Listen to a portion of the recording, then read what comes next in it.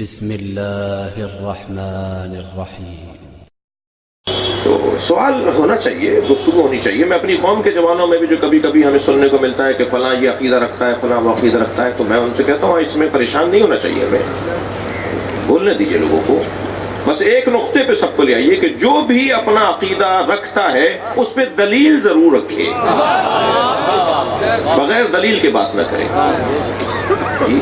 ہاتھو برہانکم ان کنتم صادقین، سچے ہو تو دلیل لاؤ۔ روک پر دھونس پہ میں نہیں مانتا، میں اسے نہیں مانتا، بھائی تم کون ہو؟ یہ جملے طالب علموں کے نہیں ہوتے۔ میرا نظریہ یہ ہے، تم کون ہو؟ تم کہو قرآن یہ کہہ رہا ہے، تم کہو کہ حدیث یہ کہہ رہی ہے، تب تو وہ نظریہ قابل عمل ہوگا، قابل قبول کی کہلایا جائے گا۔